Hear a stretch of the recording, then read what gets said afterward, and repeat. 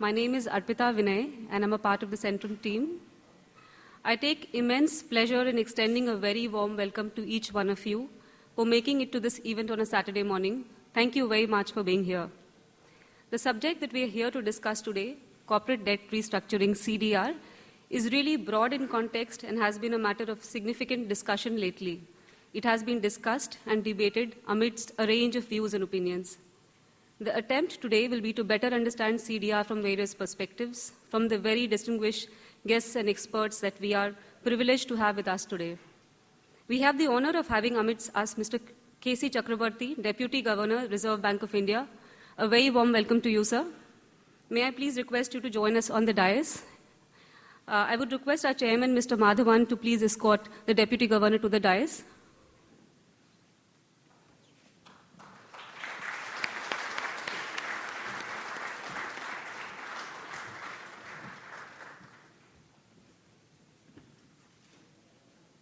Thank you, sir. We also have the privilege of having in our midst some very distinguished guests who I would like to invite on the dais. Mrs. Saundara Kumar, Deputy Managing Director and Group Executive Stressed Assets Management, SBI. Welcome to the conference, ma'am.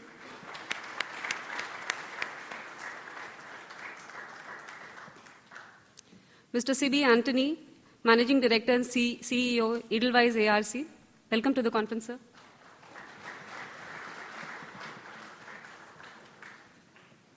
Mr. R. Sundaram, President, Finance and Company Secretary, Indocount Industries. Welcome to the conference, sir.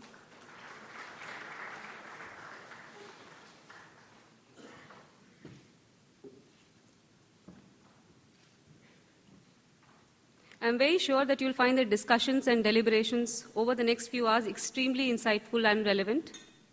I once again thank you for taking the time out to be here with us this morning. With this, I hand it over to Mr. P.R. Kalyanaraman, who heads business development for the debt vertical at Centrum. Mr. Kalyanaraman has been a career banker with a very distinguished track record of about 38 years with extensive experience in credit and restructuring.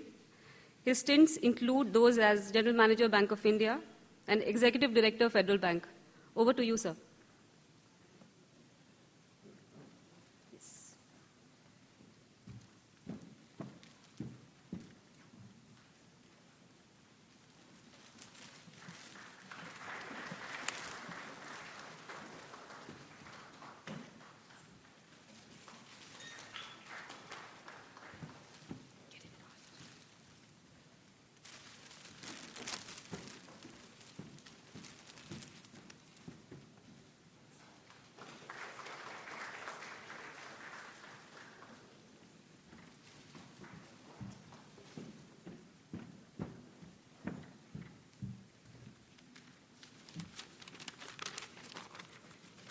Good morning to everybody.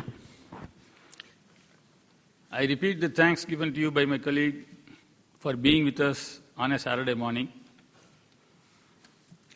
Centrum is today privileged to welcome for this unique conference on CDR Dr. K.C. Chakrabarty, Deputy Governor, Reserve Bank of India, senior members from the banking fraternity who are participating as panelists, Mrs. Saundara Kumar, Deputy Managing Director, State Bank of India. Mr. Sangar from Union Bank is yet to join us. Shortly he will be joining us. Mr. C.B. Anthony, MD, Edelweiss ARC, a distinguished banker again. Mr. Sundaram from Indocount, representing the clients from Indocount Industries. Besides many other senior bankers who are present here, representatives from asset reconstruction companies, private equity funds, chartered accountants, and other finance professionals, besides representatives of various industry associations and bodies, as also representatives from corporates and firms. The subject matter of today's deliberation, namely corporate debt restructuring, has been attracting a lot of attention in the financial circles, in the recent past especially, due to the accelerating pace of companies going in for CDR, the impact it will have on the balance sheet of companies, on the balance sheet of banks, as also the economy as a whole. But why Centrum chose this subject? In fact, many of the panel members and other guests here asked us when we approached them, the only question was, why you chose this subject? See, as a merchant banker, Centrum has a good number of senior executives from the banking sector who have adequate background in credit as well as restructuring. We felt that Centrum services could also be focused on the restructuring area, in addition to the debt syndication where we specialize. In the process, we also found that there was generally a lack of adequate information amongst the general public, including corporates. Corporate debt restructuring does require some specialized skills on the technical side, deep understanding of the industry concerned, besides the regulatory requirements, as also appreciation of the banker's perspective. The media reports, they keep updating the general public about the developments. A lot of analytical articles are appearing, but these are all really useful for the financial analysts as well as those in the banks. But they do not really provide necessary insight into the issues concerned to a normal entrepreneur, industrialist, or even the finance person who is heading an industry, because their entire focus is on running the industry, not understanding the other issues. So thus the idea of holding a conference on CDR emerged. We were actually enthused on this subject the moment Dr. K.C. Chakrabarty signaled his readiness to participate and deliver the keynote address today. Dr. Chakrabarty is actually known to almost all the bankers and many other people from the financial field present here today. He is an accomplished banker, backed by excellent academic credentials. He is a rank holder, continuously has been a rank holder. He was first in the university at MSc Statistics, capped by a doctorate in statistics. After about 26 years in Bank of Baroda, handling various operational and administrative assignments, including planning, MIS, economic research, development banking, lead bank scheme, priority sector, risk management and corporate accounts, besides international banking. There is no area in banking which he has not practically covered, to name a few. He moved over as Executive Director of PNB in August 2004, before becoming CMD of Indian Bank in June 2005, where he played a key role in the turnaround of the bank. He subsequently took over as Chairman and Managing Director of Punjab National Bank in June 2007 and donned the role of a central banker in June 2009 when he assumed charges as Deputy Governor, Reserve Bank of India.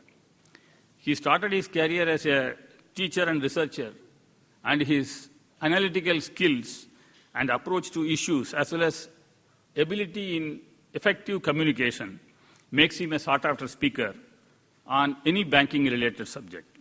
I am sure all of us assembled here will stand to benefit by hearing him today.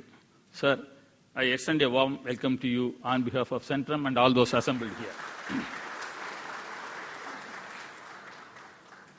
The eminent panelists participating are all senior professionals with decades of experience in banking, with exposure to various industries, geographical influences on trade and finance, effects of economic cycles on banking assets, ups and downs of business cycles, related remedial measures, and above all, the approach of the government as well as regulators towards the industry's needs and requirements.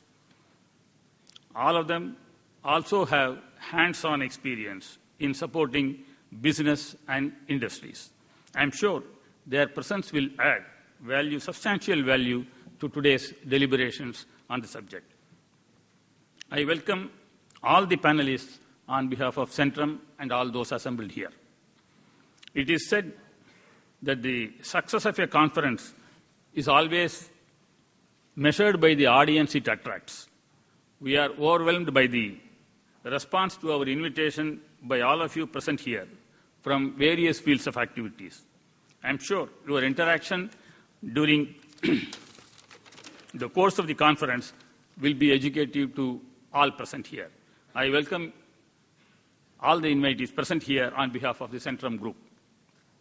Before I conclude, I would like to mention, I am reminded of a small novel I read long back in my college days.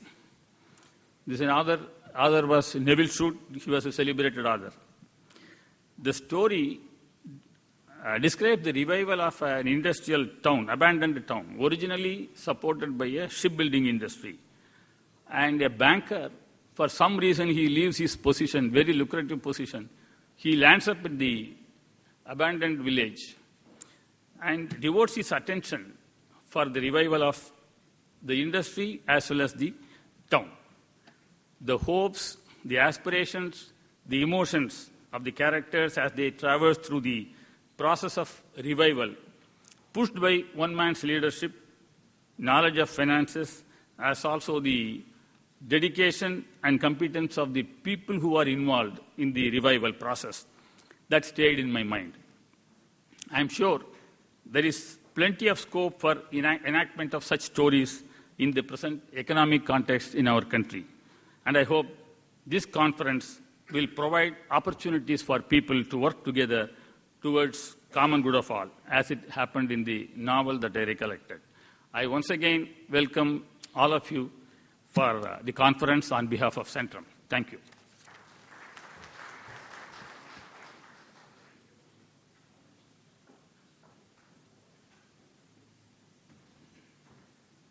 May I request you now, Deputy Governor, sir, for your keynote address, please? Thank you, sir.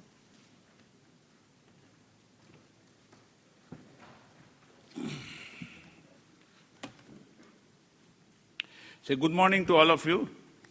The dignitaries on the dais, especially Mrs. Swandra Kumar, DMD SBI, Mr. Madhavan, Executive Director, Centrum Group, Mr. C.B. Anthony, MD and CEO, Edelweiss Asset Reconstruction Company Limited, Mr. Sundaram, President Finance and Company Secretary, Indocount Industries. Of course, people who are sitting in front of the dais, they are also equally important. Mr. Chandra Gidwani, you see, Chairman, Central Group. And I must also remember one name in absence here, Mr. K.V. Krishnamurthy, you see, ex-Chairman and Managing Director, Bank of India, because of whom I am here today, you see, other than many other people and my interest in the subject.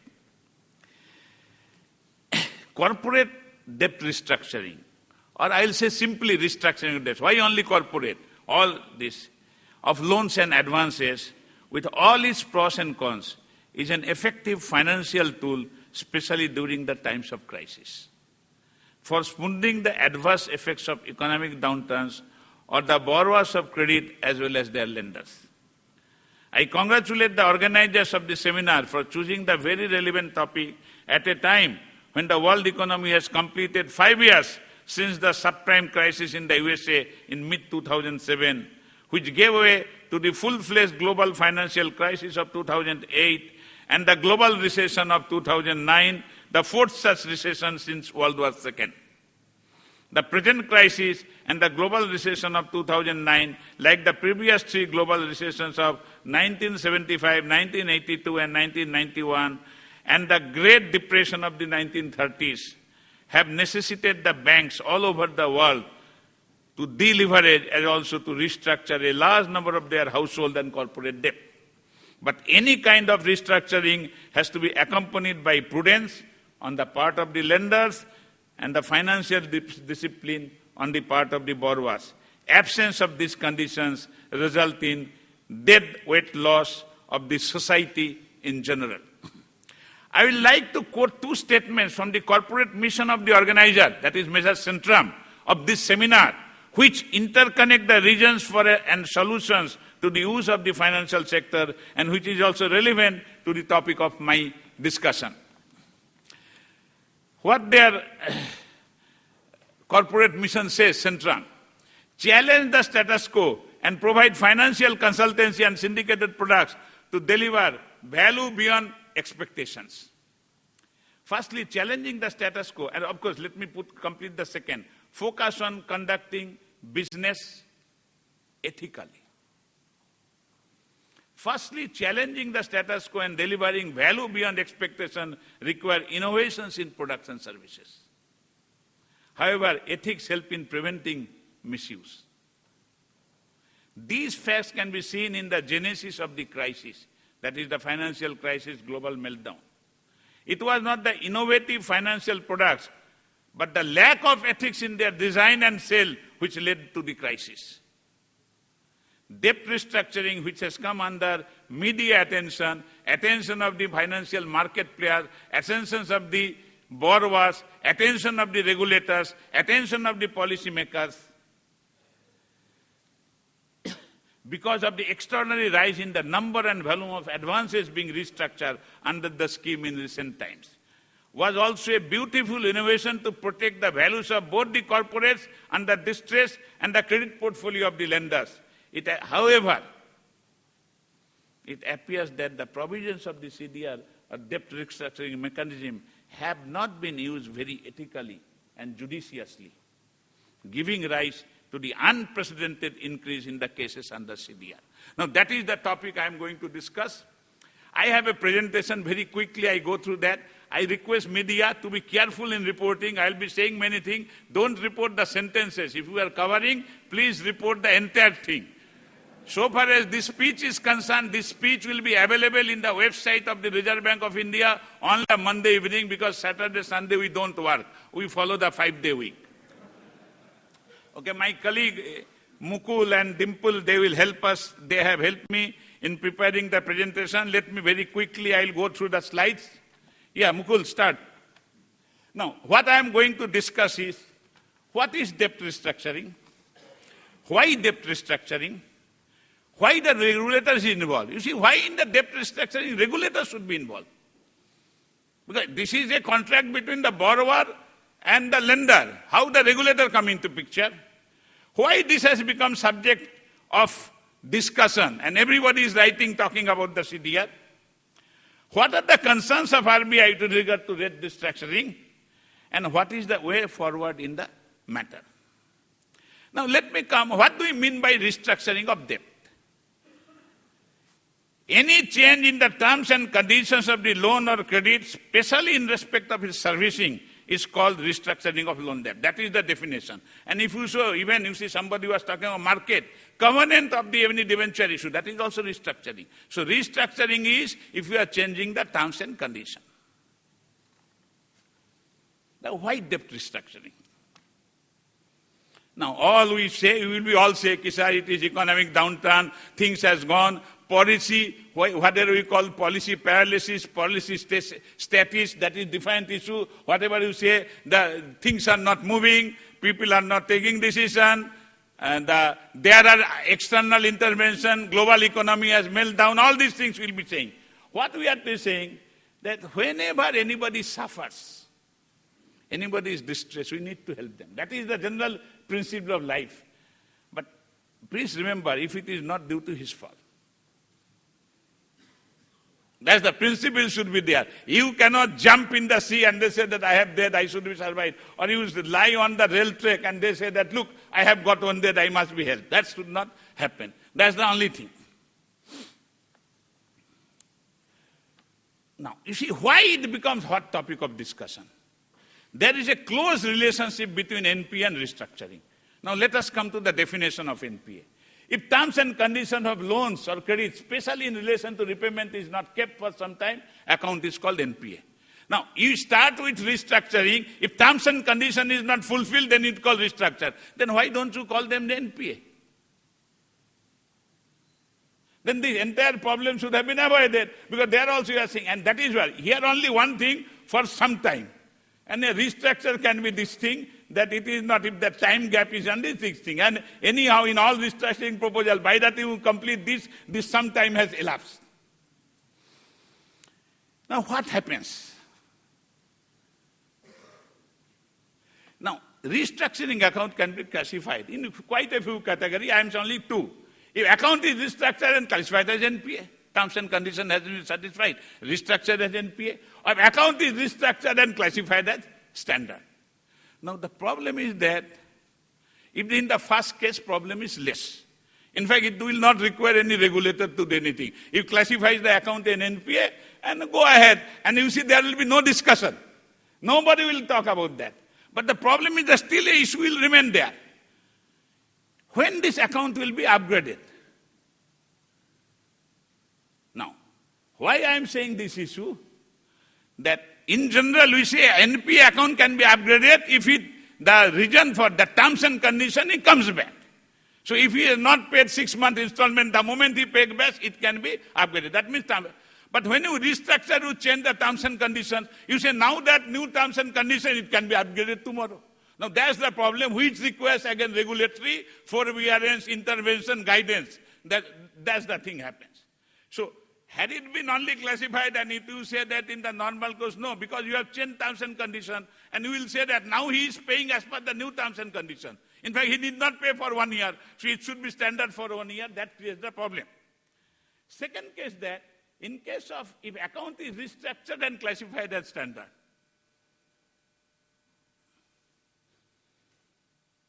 now, then what happens?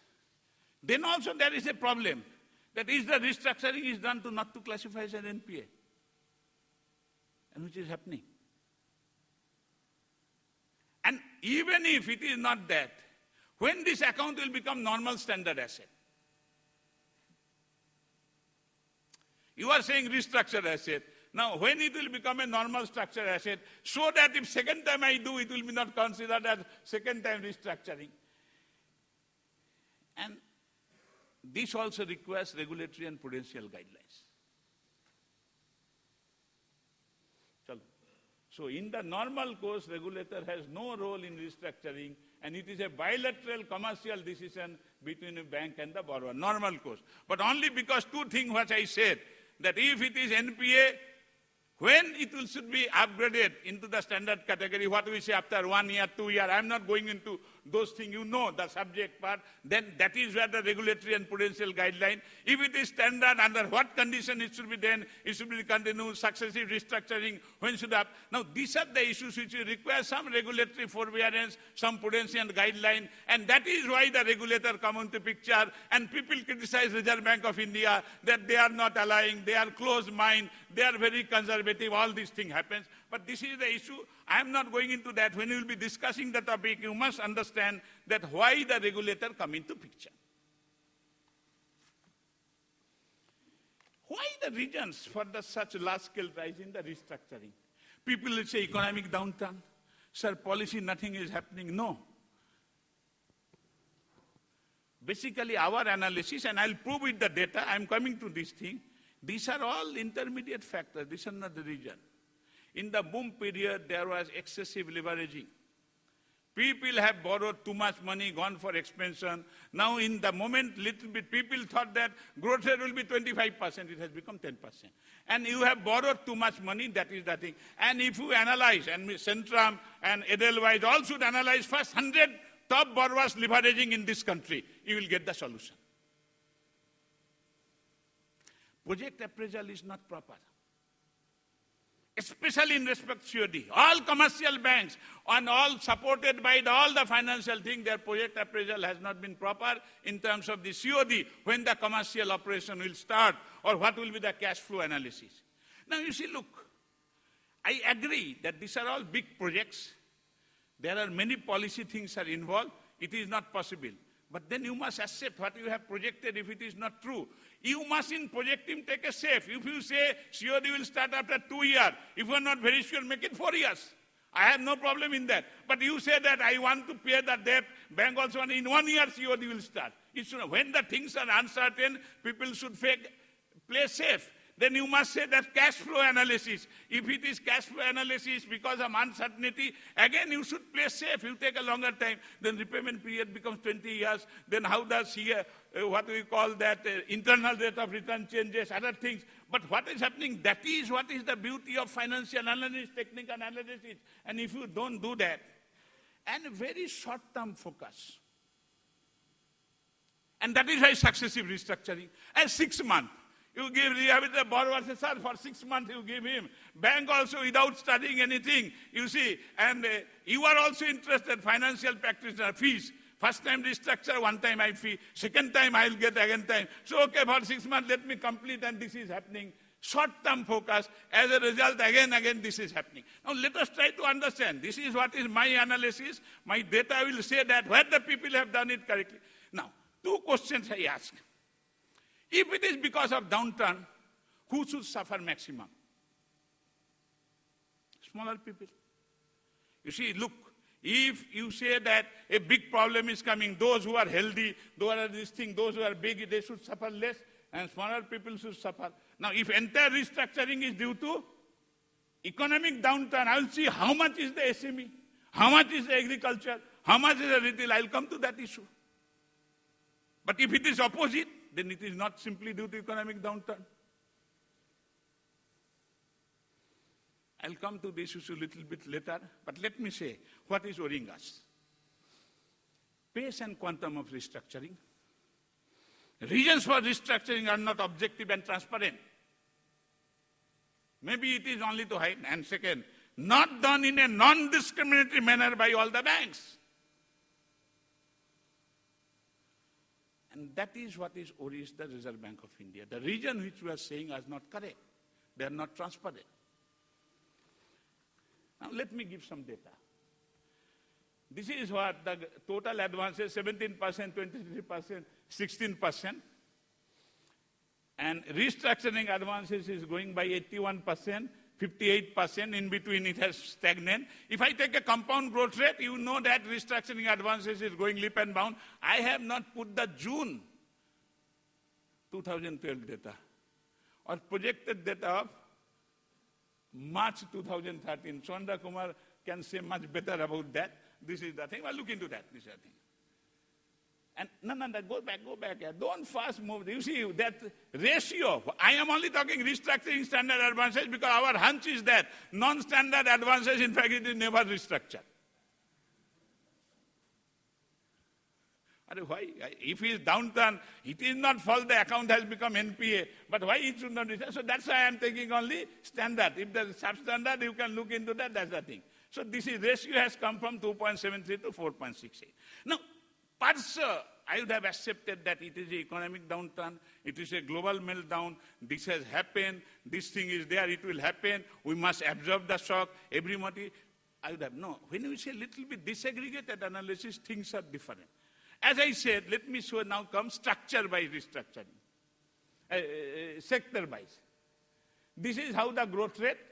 What I said, don't take year by year, it is absolutely there that restructuring in the sector of industry, it is, first let us come, restructuring more by public sector bank. If the downturn cannot select the bank, I have never seen any economic calamity select the bank.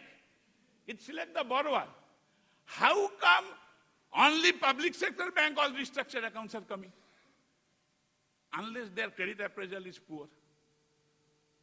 Or financial advisors are too much active in these banks. This is what the data is saying. If you take a compound growth rate, you will get what is the picture. Let me not say. Let us go. Now come to agriculture sector by. Small people should have been affected, but it is bigger people that are being restructured.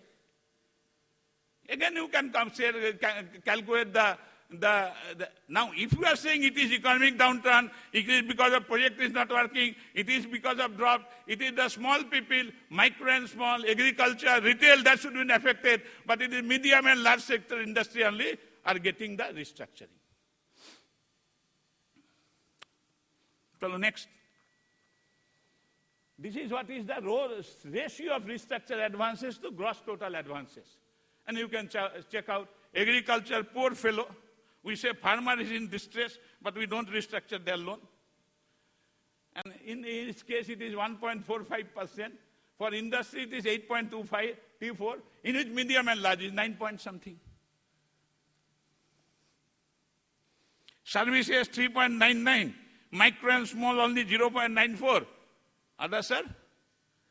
5 point something. Now, how come downturn only affects? Or is it so that loans which are sanctioned by the board chairman and ED, they are only to be restructured, and loans which are sanctioned by the poor branch manager, they are need not to be restructured? That worries Reserve Bank of India. If we say the principle is those who are distressed, those who are in difficulty, they need to be helped. People who are small, they need to be helped more. And as a public policy, if we are running the banking system as per the public policy, it must draw our attention. And I am drawing the attention of this August gathering. Look, this is what is happening. It is aware, you are all aware, but you are not talking about that. What you are talking is not correct as per the fact. I want that this discussion will be discussing, other than the corporate debt restructuring, discuss about these aspects also a little bit. If you are saying that principle of restructuring is if somebody who is in distress, they need to be helped. If that is not the thing, those people who are not actually in distress, in fact, he is not showing any sign of distress, his behavioral pattern. Still he is traveling by Mercedes car. Be a little bit tough.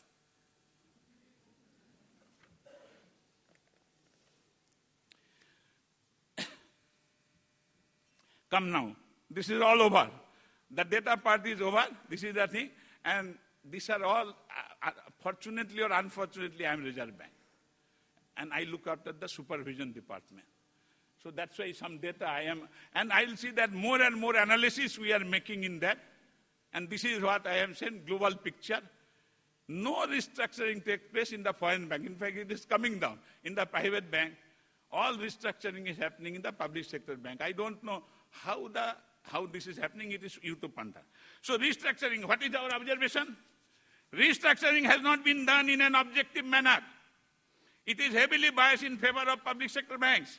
It has substantial bias towards more privileged borrowers vis-a-vis small borrowers. Viability aspects might have been compromised in giving restructuring. It appears that effort was more to avoid account being classified as NPA. That is our conclusion.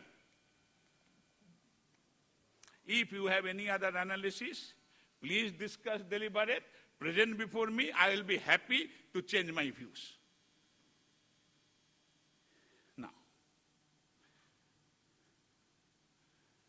Now the question comes, then should we say that restructuring should be not allowed?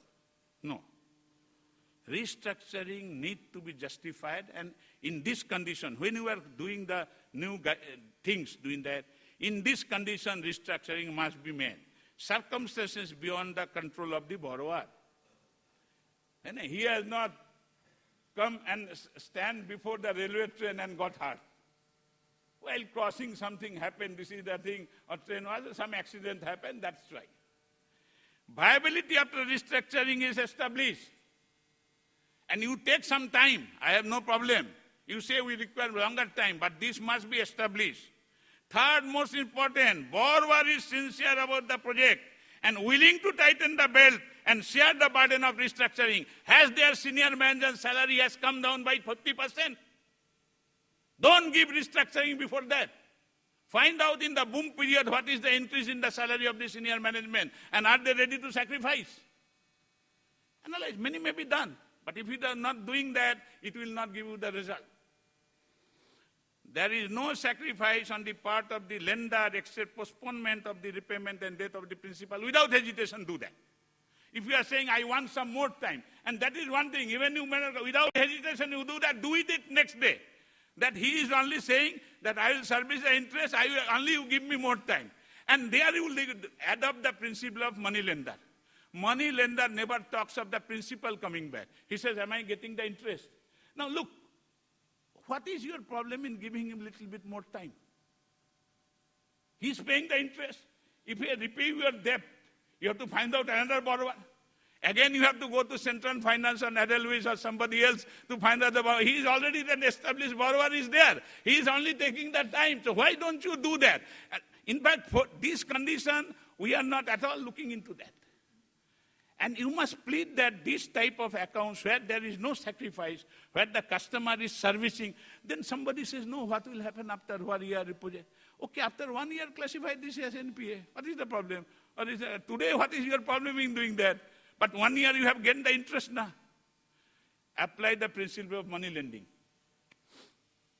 Now what should we do?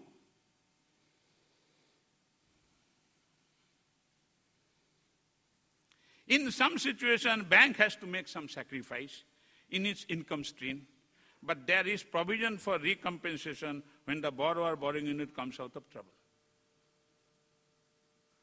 I have no problem, you sacrifice something, no problem, but see that there is a corresponding clause of recompensation. You must do that now that when you will be doing the restructuring.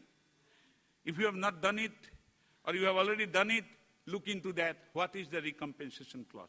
Recompensation only the borrower comes back to health if he does make money. Then only. Prudential provisions have been built up to protect the lender in case of the failure of the restructuring. You see, look, all sick people, if you treat them, they are not going to survive. Some people will die. So it should happen that bank is building up the prudential provisioning. And that's what we must build up, we must strengthen that. And that's why I'm saying this principle, that is where many of the RBI guidelines, you don't like it. But this is what we look into that. This is the principle. We must look and try to do that. Issues need to be considered in a from purely commercial angle with bias towards giving benefit of doubt to customer. All you are doing the CDR, other thing, this is one thing that if there is a doubt, I will say give the benefit of doubt to customer.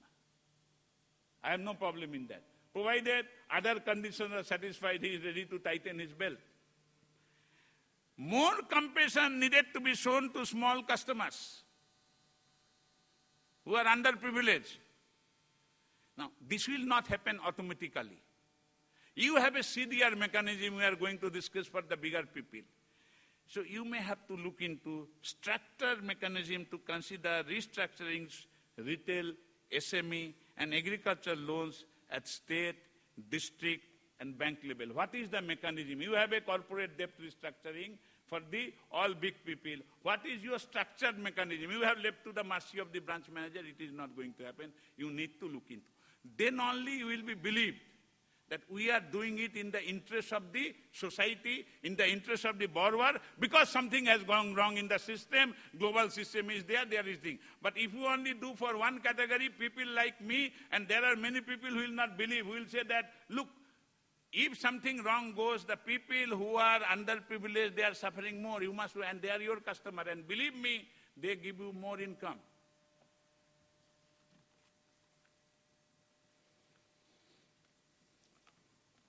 Our project appraisal standard need to be significantly enhanced. And that is where the financial professionals will all say that. And that's why I have come to the Centrum that you need to improve, help the bank in improving. Banks have to improve. How come all restructuring proposal only lands in the public sector bank? And I'll ask you must look into what is your risk management system?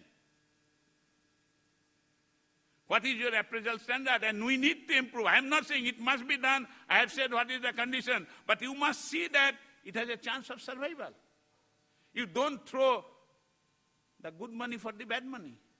Give the benefit of doubt. That also I have said. But you must be convinced.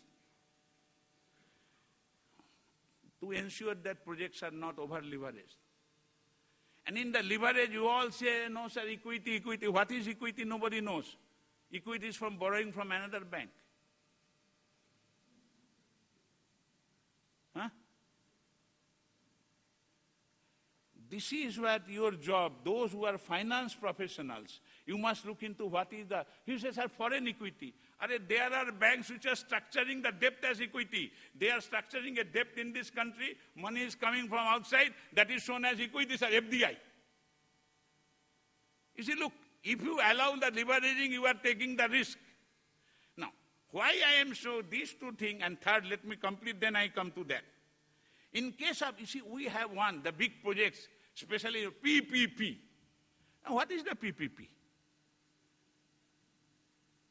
Public-private. Bank loan is not a private. It is public money. Private partnership must bring the equity and pure equity. In public-private partnership, if the private partner is bringing the money then from the bank, then this entire project is the public. And you must look into that. Now, how much you borrow, what is the project should borrow, that is different thing. But the job of private partner is to bring pure equity. You must analyze why I am so. But many people are saying, sir, infrastructure project, now policy clearance, coal availability. More uncertain is the environment. Such projects should be funded by more equity. Your thinking is all different. All infrastructure projects should be funded by only debt.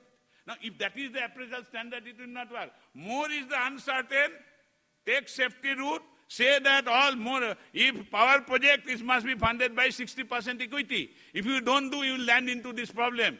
Provided you say environment is uncertain, environment is difficult, anytime anything can go wrong. People have said that I will get the coal from Indonesia at this price. All of a sudden, Indonesian government has enforced the de jure clause and increased the coal price. Now, all these things, why you give the 60% equity the problem? There is a chance of the project is surviving the better. Now, this is what we must understand, the leverage aspect. Now we are learning, when you analyze this, that built up in the system. That's what I'm saying, that don't go by that equity. See what is the nature of equity, what is the structure of equity. And if the environment is uncertain, if the things are difficult, major components should be equity.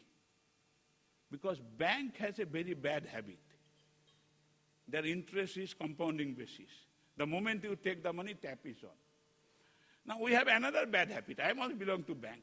When the customer is doing well, I charge him 10% interest. When he is not doing well, I charge him 16% interest. Penal, penal, penal. So those who are borrowing and trying to postpone the thing, they have a problem. And that's why it must be funded. I'm telling borrowers also, please understand this thing. Now, this is not only in our country, globally. Rating is low, your pricing has to be higher. That means more you are distressed, you have to pay the higher price. So when you are in difficulty, you have to pay the higher price. And you expect that I should get help. It cannot happen. So that is why, to avoid that, wherever uncertainty, when the thing is there, try to bring the equity. And that is where we want all the financial wizards, that what are you doing to revive the equity market? What is the equity raised in the last 1 year and how much debt has been given? That worries us. That worries the Reserve Bank of India. Then it happens the health of the banks. Entire burden is taken by the banks and in our country by public sector bank. And believe me, if the public sector banks have some problem, I and you have to bear that burden. That also remember. Owner is government. Government means, if the government bears the expenses, then what happens? I and you pay the money. Directly or indirectly, that I don't know. So at least for our own survival, in our own interest, you should do something. Large-scale interest is that having prudence. So, two things. Need to complete the exercise within a specific time frame, 90 days. You must do whatever you want to do. Time is the essence in the entire thing. I see for 1 year, only query. We are processing the proposal. Stop the processing industry in respect of restructuring in the financial institution. Structure system process to adhere to above objectives, and especially for the smaller loans, SME loan, you must look into that. How can you do a proposal in 90 days? Can you have a bank also, some committee? Can you have district level? Why come all the proposal has to come to the only here corporate restructuring? Why sometimes cannot be done at zonal level, regional level, involving the banks? We must create a system. We must say, otherwise it will never happen. Let me say, looking into all these issues, we have appointed a working group. We must be discussing Mahapatra committee. They have given some recommendation. It is in the website. So the working group has examined the issues confronting the restructuring of advances by banks, both under CDR and non-CDR mechanism. Its recommendations include withdrawal of regulatory forbearance on asset classification. If you restructure, it has to be classified as NPA. It has been deferred for 2 years. After 2 years, it will happen. This is the thing. Because many of these problems, the lobbying, the bringing the force, it will happen. It will stop. In the interim, increase provision in such accounts, putting a cap on conversion of debt into preference shares. You see, I don't know, preference share is not equity. It is only debt only.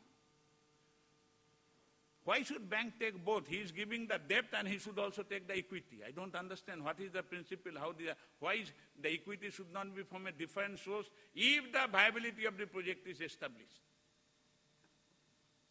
Putting a cap on that, increased promoter stake in restructured accounts, making the right recompensate mandatory, bringing clarity in the calculation of diminution in fair value. These steps would remove incentives for adverse selection and moral hazard. Regulatory forbearance and government incentives will not be on tap, but only in case of severe economic crisis and the people who are really under distress. And that is what we're trying to bring, the ethic component in the debt restructure. This is all I have to say.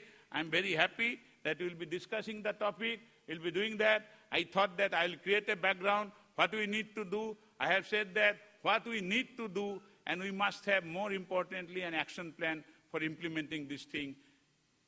What I again repeat, we'll be not able to avoid that, but we must do it judiciously. We must do it from the commercial consideration, but in an ethical manner. And I hope the financial professionals in this country have that capacity, have that vision to do this thing. Maybe some person like me was to awaken your conscience and look into that in a little bit afresh and try to do that. It is must for the financial health of the economy and for the well-being of the nation and the society. Thank you very much.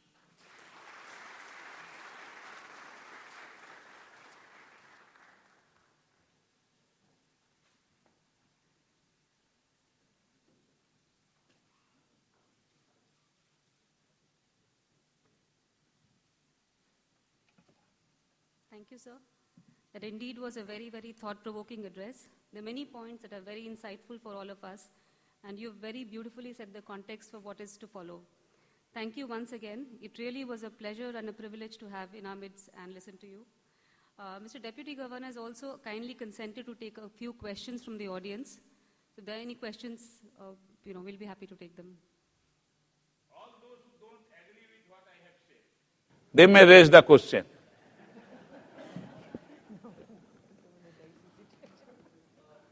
Yeah. I have a question on the sacrifice calculation. If an NPA is, we have to provide, say, 15 or 25%, is it not possible that for a restructured account, and depending on the number of years of restructuring, can we not have a fixed percentage of provisioning? This will save the amount of time spent with, by the bankers and also the RBI auditors on checking. You classify it NPA, provide 25%, go ahead. That's the simple thing. And restructure. That is the simple thing if you want a fix.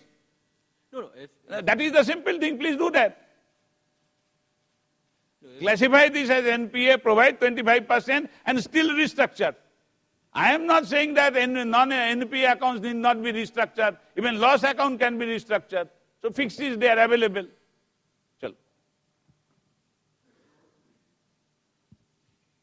Choice is available to borrower and lender both. Sir, you said most of the public sector banks are responsible for... No, I am not saying, figure is saying.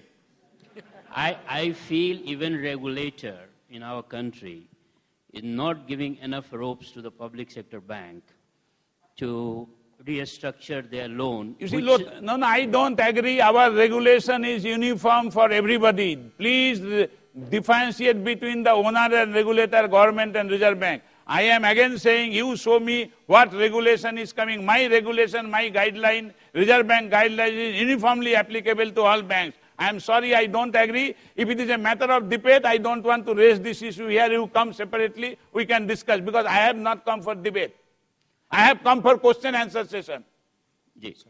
Okay, Sir, quick question. Of the accounts which have been restructured here, what percentage have come out and become successful businesses again? 15%. 15 to 20%.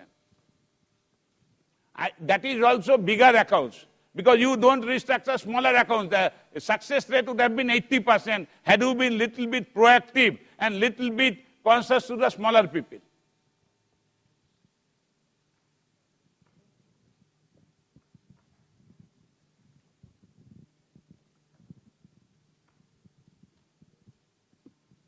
You see, we must remember, poor is more creditworthy than the rich anywhere in the world.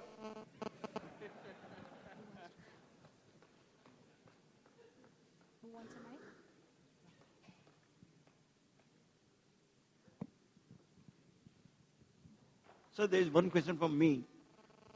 Yeah, tell. Everybody is saying that small scale or small borrowers should be helped. But practically, no bank is supporting the small scale. They all want big amount, big scales. They say in the words that they are supporting, but they are not giving. Figure is saying that thing.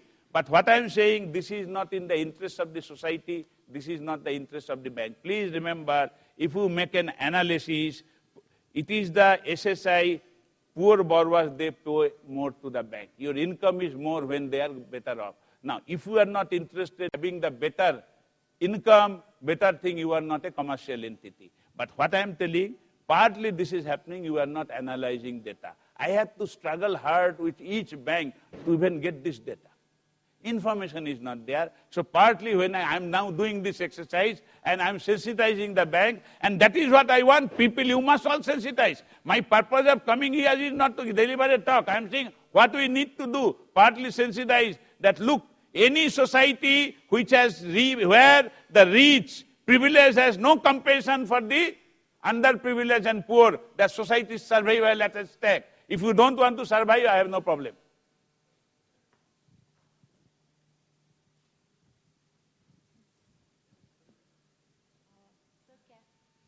Can RBI not set guidelines that the banks have to do certain percentage of the small loans, only then they can touch, say, 60% I am of the big telling, loans? the way you are treating the bigger people, please treat the smaller people. In giving loan, I have a priority sector guideline, what percentage you give to poor. After that, I am saying, if somebody is in difficulty, treat them both equally. Look, many things cannot be done by force. Regulator job is not to interfere in day-to-day business. There are many other people who are ready to do that. They will be doing. Don't worry. When these figures will go to the policy makers, it will be done. Don't worry for that. But then this job, compassion can never be forced on you. I cannot force anybody that you go and help him. It has to come provided you understand that it is in my interest, I must help him, then only you do that. If tomorrow I have a problem, I may also require help. What I am all saying, if banks don't do this thing, they are in trouble, not me. I have already more than 60. In Hindi we say Satya Gaya. So whatever saying, who may be saying that this is the thing. I have no say. It is people who are younger, they have more stake. Our children have a stake. We must understand, we must do anything. And I am not saying that which you don't believe. That is how I started my speech quoting the vision of the financial market player. Ethics. Innovation. These are the two key. And I am not saying that. I am quoting, some of you have organized this conference. And I believe all those who have come to attend the conference, participate in this conference, they believe in that. So I have one question. And I agree with you. In fact, from the market, we observe that there has been a situation that large cases have been given a lot of sacrifice by the bank as compared to the small case. At the same time, I also understand and respect the existing banker. They have a lot of knowledge and a lot of insight about the business. The key challenge is that in small case, the tangible assets in terms of recovery is very high. Where in case of a large case, where intangible asset values are significantly large, and also an opportunity to the management is also very limited. Given that situation, the banks are also left with little options. Look, I got all this lecture is not necessary. If you don't have that alternative, don't do that. I am again saying that. I don't say financial power is very power. You say that you have to change it or bring equity.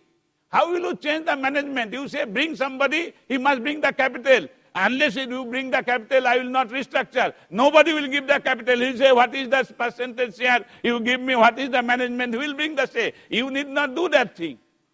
You only say you bring equity. At the moment they bring the equity, nobody will give the money like that. If PE fund will give the money, he will say 30% IRR. He will suck the blood. Don't worry. If you want to do, you can do. But if you, look, second thing, don't condemn yourself for other people we are not doing. What I have, one line I have said, you may not have structure, system, process. What I am all saying, CDR is a mechanism we have done for the industry, bigger thing. There is a need, we have issued the guideline, but you have not created a success system process. What I have said that when I am saying you are not doing it, I am not blaming. Maybe it has not received your attention. There is a need to create a success system process to look into that. That all I have said. You see, look, whatever I am saying, when I am blaming, I am telling you what you need to do. Please look into that. I don't blame you completely because you don't have appropriate structure. And it cannot come up to the level of the Chandra Kumar or the chairman SBI. You have to create a lower level structure for doing that. Guidelines are there. But on that guideline, people take pakora and put it in the waste paper basket. Thank you, sir. Avoid that, monitor this. Sir, only and one believe point. me, we'll also will be looking into that. And now, having given this talk, and media people are there, they will write. I cannot run away. Tomorrow people will start questioning that what are you doing? So we will be also in the area. This is what partly it is forewarning that look, our monitoring system will undergo a change. That's what I'm saying. I have created the base database. Now I will say incremental what you are doing, what is the area. And society will put pressure on you. That's what I'm trying to say. You see, all what I'm saying, it is not for the public speech. It is all what I'm saying, what is the regulatory thinking? What is the policy thinking? In what area we need to improve? And we have to, you see, look, if it has not happened, I cannot say Reserve Bank not to be blamed. Why I have not told the banks earlier? We are all collectively responsible. Don't worry if I am saying that. We are all collectively responsible if something has not happened in the society. I am also equally to be blamed. What I am trying to say, we need to correct ourselves. Provided we believe what we are doing is not right. Thank you, sir. So only point I wanted to drive was, is this not a need for like international best practice for having and developing turnaround specialist wherein bank have an opportunity? I have no problem, please develop. Don't give me suggestion. If you feel it is a need, please develop.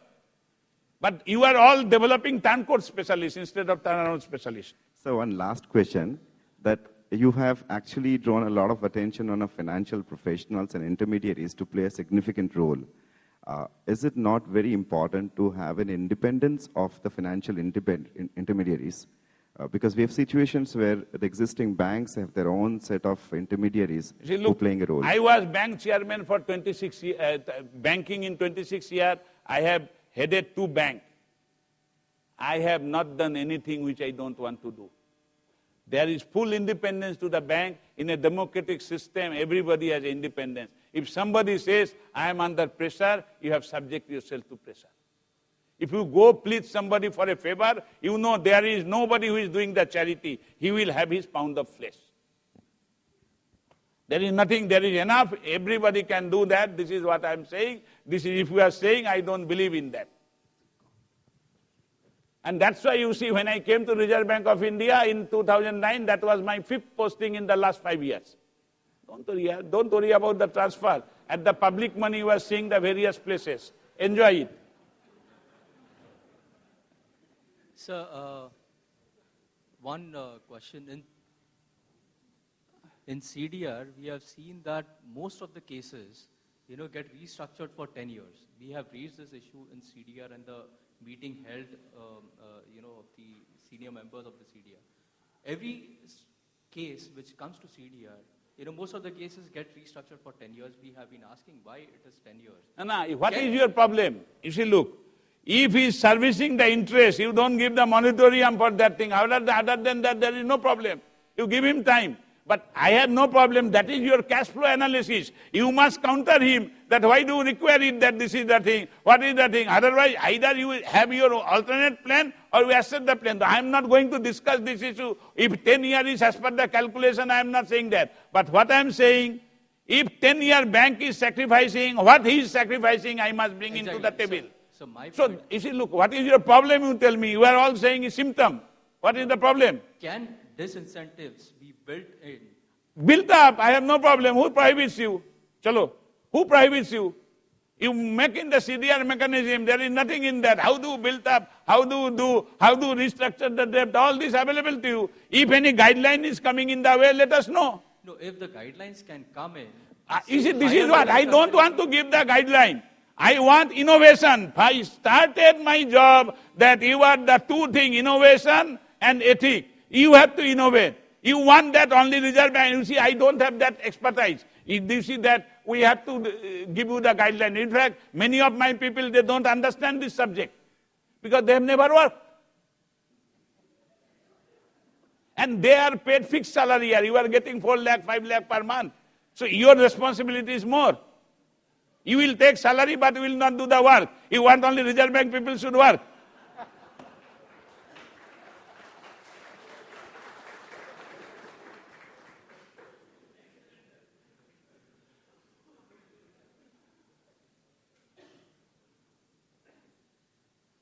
Why I am telling you, see, look, public sector, why foreign bank? Nobody has gone. They are giving salary 20 lakhs.